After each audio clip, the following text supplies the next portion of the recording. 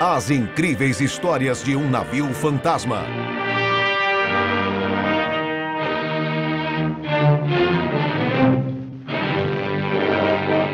Em 1932, Hollywood apresentava ao mundo mais um espetáculo, a 10ª Olimpíada da Era Moderna. Os protagonistas, atletas de 37 países que lutavam pelo lugar mais alto do pódio. Para pisar nos Estados Unidos, a delegação brasileira viajou de navio por quase um mês.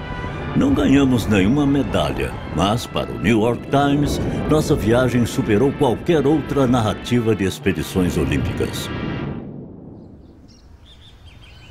Em 1928, o Brasil, em grande crise financeira, não participou das Olimpíadas. Mas, 4 anos depois, a crise era ainda maior. Só que desta vez íamos mandar atleta a qualquer custo. A solução? Encher um navio de café e vender nos Estados Unidos. A Associação de Exportadores de Café deu 55 mil sacas e fez só um pedido: que os atletas aproveitassem qualquer oportunidade para falar de um único assunto: café. Nossa promissora delegação era composta por dezenas de atletas. Isso sem contar com toda sorte de turista que aproveitava a carona rumo à terra do cinema. A euforia era tanta que os jornais chamavam o Itaquissê pelos nomes mais elogiosos. Até Getúlio Vargas apareceu para tirar uma casquinha. Ele fez questão de registrar no seu diário pessoal: compareço a bordo do Itaçucê, que leva a nossa representação às Olimpíadas de Los Angeles. Sou recebido festivamente. Apesar de ter errado o nome do navio, Getúlio já adivinhava o clima a bordo. Prepare-se, Beck. Vamos para a América.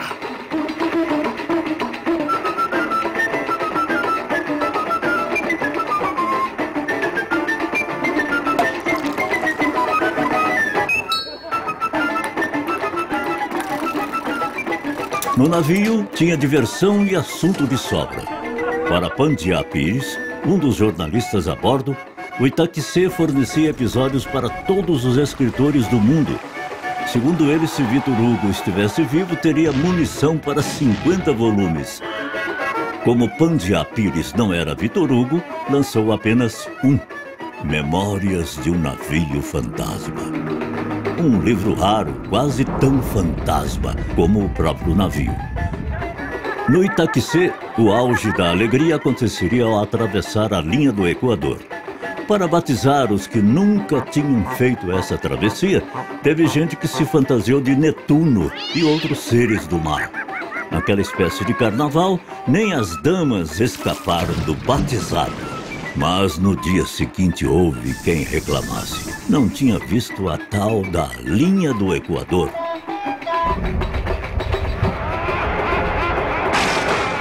Diante de tanta diversão, nossos atletas não sofriam de tédio. O problema deles era outro. Aquela agitação fazia com que os passageiros dessem comida aos peixes. 1/3 do navio não segurou o primeiro jantar a bordo e teve gente que passou os primeiros dias não querendo ver comida nem pintada de ouro.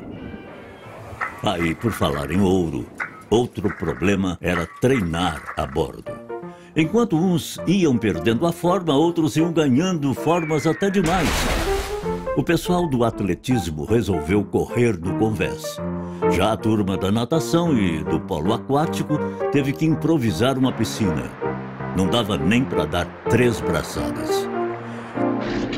E durante a primeira parada em Trinidad e Tobago, os atletas, doidos para pisar em terra firme, foram forçados a ficar no navio esperando os dirigentes voltarem do reconhecimento do território. Depois de algumas horas, a revolta. Os atletas resolveram desembarcar por conta própria. Apenas para descobrir que seus chefes, na verdade, estavam só fazendo turismo.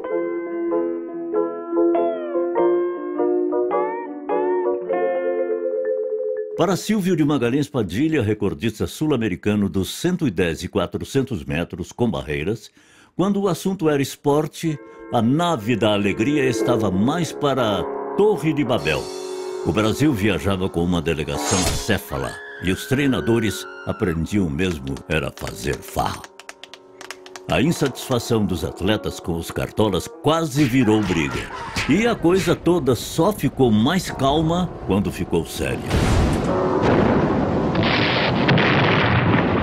Em 32, estourava em São Paulo a Revolução Constitucionalista, que exigia a derrubada do governo provisório de Getúlio Vargas e a promulgação de uma nova Constituição. A briga era seríssima. E por falar em briga, o Itaquissê tinha se transformado em navio de guerra. Antes de sair do Brasil, instalaram alguns canhões na sua lateral. É que para atravessar o Canal do Panamá, só os navios de guerra não pagavam pedágio. Dizem que a ideia foi de Getúlio. Isso até podia ter dado certo, não fosse por um detalhe. Nenhum navio de guerra traz escrito na lateral: Delegação do Brasil à 10ª Olimpíada. Depois de muitas horas de diplomacia, não teve jeito. Liberaram o navio, mas não o pedágio. E assim, o primeiro navio de passageiros do Brasil atravessou o Canal do Panamá. Agora a viagem entrava nos eixos. A cidade de Balboa, uma concessão americana, iria receber bem nossos atletas. Até os campeões locais estariam disponíveis para competir com os brasileiros. E o otimismo só aumentava. Domingos Puglisi, dono do recorde sul-americano dos 400 metros rasos, venceu Bedford, o campeão da América Central. E no salto com vara, Lúcio de Castro conseguiu saltar 4 metros e 12 centímetros. Foi sua melhor performance até então. E ainda diziam que Lúcio teria saltado 4 metros e 27. Pandiá Pires um dia escreveu que não se compra entrada na história. Entra-se nela de um salto. Se Lúcio repetisse aquele feito nas Olimpíadas, ele ganharia o bronze.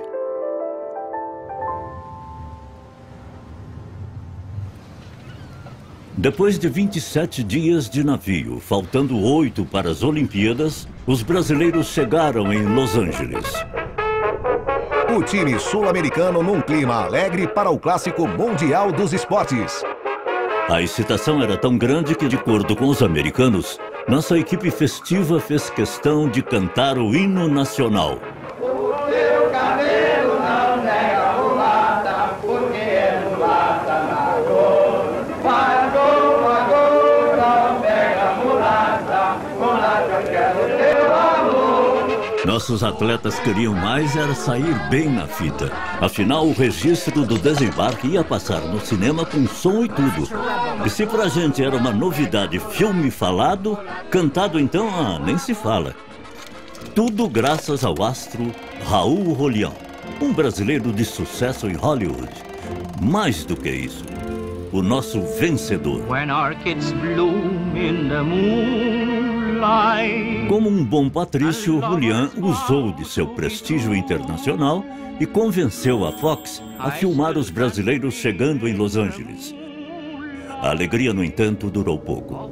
Na hora de desembarcar, os brasileiros descobriram que tinham que pagar $1 por cabeça. Isso, somado aos custos de alimentação, transporte e hospedagem, que eram muito maiores do que o planejado.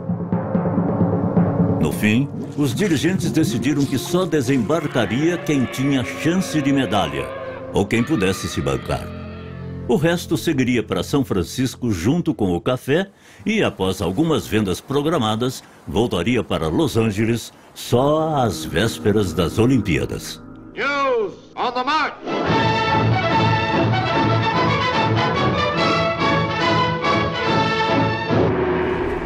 Já penetramos no Pacífico quando tivemos notícias de que sobreviera uma revolução aqui. A deficiência de informações deixou-nos apreensivos. Decidimos economizar tanto quanto possível. Não houve, em absoluto, imprevisão. Estava tudo calculado, tudo previsto. Surgiram, entretanto, coisas que não podíamos esperar. E daí certas desorganizações. Entraram com o pé esquerdo, e isso veio provar-me que o Brasil tem um cancro que rói todas as suas organizações. A falta de absoluta disciplina. Eu nunca vi, e talvez eu nunca mais veja, semelhante anarquia. Os atletas foram abandonados completamente. Maria Lenk é a única que procuramos acomodar de acordo com a nossa responsabilidade, tratando-se de uma moça solteira. Maria Lenk, a única atleta feminina no Itaquissé, tinha 17 anos e era a primeira sul-americana a participar de uma Olimpíada. Mas, para Orlando Silva, chefe da nossa delegação, sua importância foi muito além das piscinas. Como vários dos brasileiros a bordo, Orlando não falava inglês e Maria Lenk decidiu ajudá-lo. Eles foram até um banco para que Orlando trocasse seu dinheiro por dólares. O funcionário do banco entendia bem o inglês da Maria Lenk. O que ele não entendia era que diabo de moeda era aquela. R$1000, mas que dinheiro é este? É a moeda corrente no Brasil. Brasil? Onde fica? Seria na África?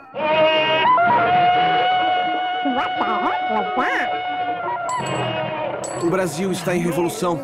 E o dólar passou a valer R$11.000 ao invés de 3. Com a moeda completamente desvalorizada, só alguns atletas puderam se hospedar na Vila Olímpica, a primeira de todos os tempos com casas para os esportistas. Uma baita de uma vila. Tinha até cinema para os atletas verem suas vitórias ou derrotas. Mas, para nossos atletas, esse cinema não valia tanto assim, não. Afinal, eles estavam pertinho de Hollywood e tinham um astro como guia. Raul Julián mostrou a cidade, os estúdios da Fox, além das festas com os astros. Ele promoveu ainda a exibição de um filme inédito que dedicou aos brasileiros, fazendo todos chorarem. Belinho, adeus. Seja muito feliz. Good luck.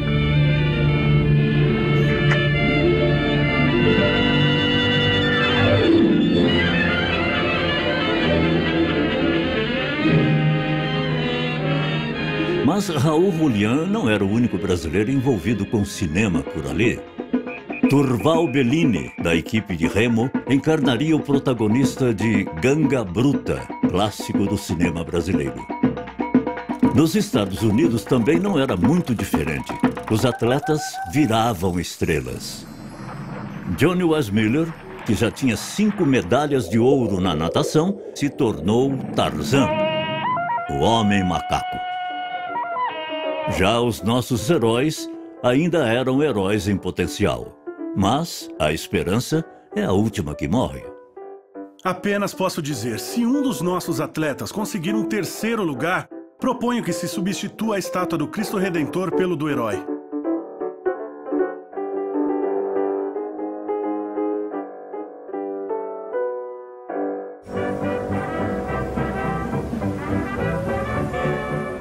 No dia 30 de julho, tinham início as Olimpíadas de Los Angeles.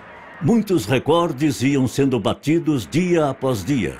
Os Estados Unidos dominavam o placar geral. Já o Brasil...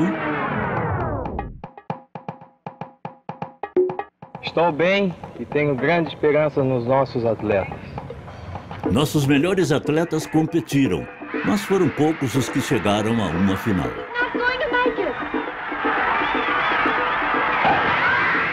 Os brasileiros no seu 3º treino aqui em Los Angeles, essa maravilhosa cidade, enviam um sincero abraço aos patrícios.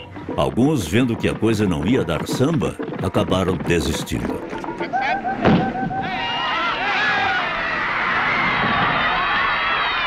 the matter with you? Why don't you start? Well, after all, why should I do all this running? Nossa equipe de tiro só tinha uma pistola. Quando o atirador pegava a arma do colega anterior, ela ainda estava quente. Mas o pior não foi isso. Afrânio Costa, o único medalhista olímpico a bordo do Itaquissé e capitão da equipe de tiro, seguiu para São Francisco em respeito aos companheiros. Assim, Na hora da inscrição, sobrou apenas o tenente Ferraz, que permaneceu em Los Angeles por conta própria. Por razões até hoje não bem esclarecidas, Ferraz deixou de fora um integrante. E era justamente o nosso único medalhista olímpico. Mesmo quem conseguiu se inscrever não estava com o futuro garantido. As equipes de revezamento 4 por 100 e 4 por 400 metros simplesmente não apareceram. Uns porque não tinham sido avisados, outros porque não estavam treinados, outros porque não tinham almoçado. Com tudo isso, sobrou o time de polo aquático como a grande esperança brasileira. Éramos campeões sul-americanos e no treino no Panamá, tínhamos batido a equipe local por 20-0. Estávamos confiantes. Saudando nossos patrícios que ficaram longe de nós, o time da Taekwondo do Brasil espera, treinando com afinco, fazer boa figura. Em 1932, boa figura não foi exatamente o que fizemos. Na primeira partida, a derrota para os donos da casa por 6-1 não abalou o nosso otimismo. Afinal, não contávamos com Carlos Castelo Branco. E na segunda partida, ele fez 2 gols, o que não impediu que a Alemanha nos vencesse por 7-3. Carlos sentiu-se injustiçado. O árbitro húngaro, um bonachão, tinha expulsado 4 jogadores brasileiros durante a partida e ainda tinha anulado um gol do nosso capitão. Diante dessa situação, Carlos não teve dúvida.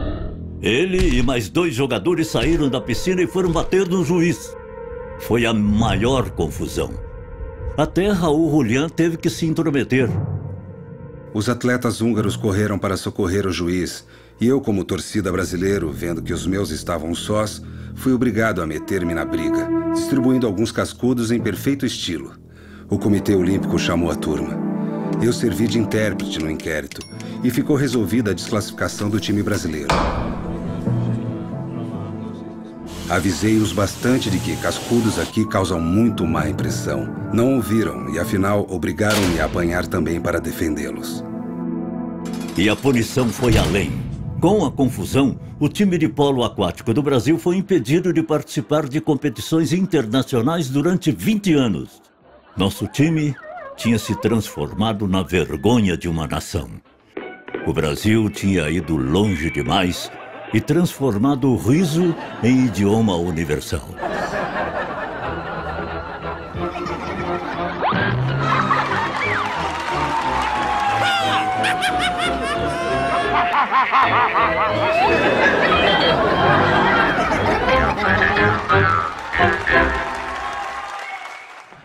Well, my man, which way to the Los Angeles Olympic Stadium? You mean the Los Angeles Stadium at Los Angeles? Approximately.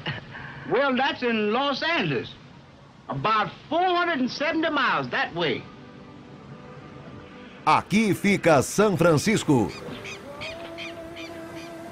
Um dia depois do desembarque em Los Angeles, o Itaquissé chegou a São Francisco. A bordo, 55 mil sacas de café e um monte de atleta com a esperança de voltar a tempo para participar das Olimpíadas. No Brasil, ninguém entendia o que estava acontecendo. E teve gente que tinha certeza que nossos atletas estavam em São Francisco apenas para fazer turismo. Turismo ou não, a verdade é que se o Itaquissé falasse, contaria coisas impublicáveis, a ponto de ganhar o apelido de Cabaré Flutuante.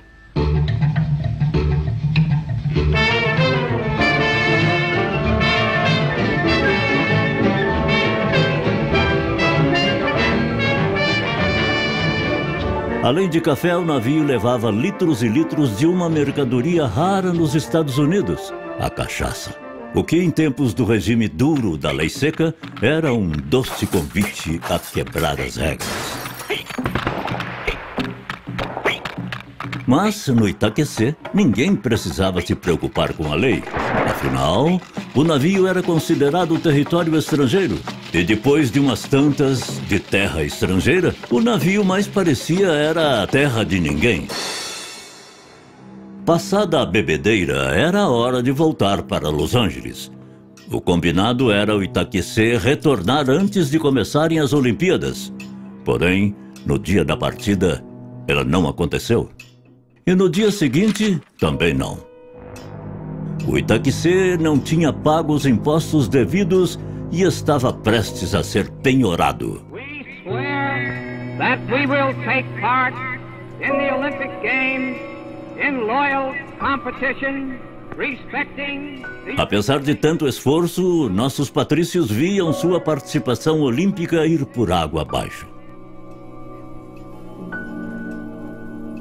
Vendo que o navio não ia partir tão cedo, os atletas chegaram à inevitável conclusão: teriam que dar seus pulos.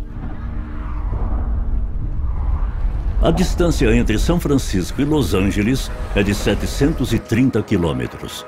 É quase como ir de São Paulo ao Rio e depois voltar. Em 32, essa viagem levava bem mais que 12 horas. E teve atleta que encarou essa jornada. Esse foi Adalberto Cardoso. Adalberto era um corredor de longas distâncias. Ele era marinheiro e tinha seguido a bordo até São Francisco. Faltava apenas um dia para a sua prova, a corrida dos 10.000 metros. Aflito, Adalberto descobriu que o comandante do navio tinha comprado um carro a preço de banana e ia partir com outros oficiais. Era a última esperança do nosso corredor. Voyage, voyage.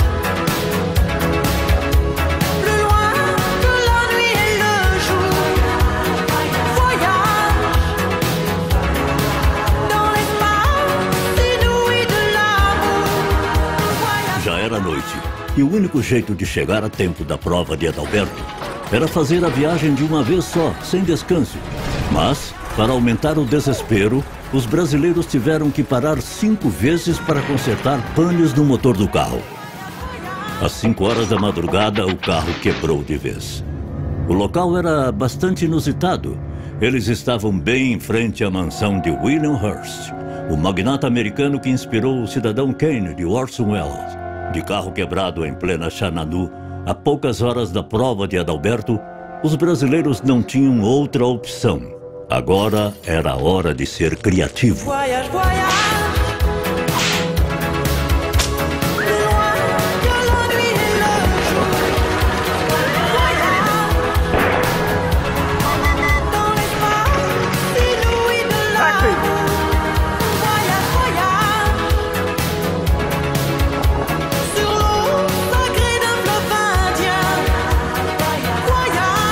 Como que por encanto, Adalberto chegou no estádio olímpico disposto a correr. Faltavam 10 minutos para a prova começar. Todos se surpreenderam. Adalberto tinha fome, tinha sono, estava exausto. Há quem diga que também estava descalço. Ele caiu 3 vezes durante a prova e ainda assim não desistiu. O locutor do estádio narrava sua história para todos com entusiasmo. Dizia que ele era um Iron Man, um homem de ferro. Adalberto podia não entender o que o locutor dizia, mas compreendia o público que o ovacionava. Mesmo longe de vencer, Adalberto perseguia a ideia de terminar a prova. Voyage, voyage. No fim, quem ganhou a corrida foi o polonês Janusz Kozosinski.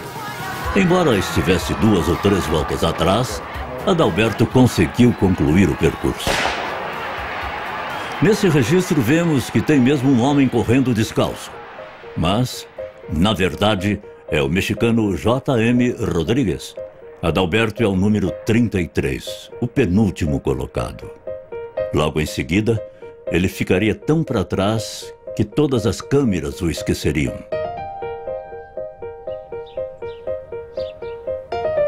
Não se compra entrada na história. Para nossa delegação, participar das Olimpíadas foi um salto excepcional. Mas, como em Hollywood, apenas os vencedores ganham o papel de protagonista. A todos os outros resta, no máximo, o de mero figurante. Talvez por isso essa grande aventura tenha permanecido quase esquecida. À deriva como um navio fantasma. Ao final da nossa jornada, a única carga que o Itaquissê transportava era a desilusão dos brasileiros. Segundo Pandiá Pires, foi triste. Mas foi cômico. No fim das contas, uma coisa estava garantida. A estátua do Cristo Redentor, construída apenas um ano antes, não correria o risco de ser substituída.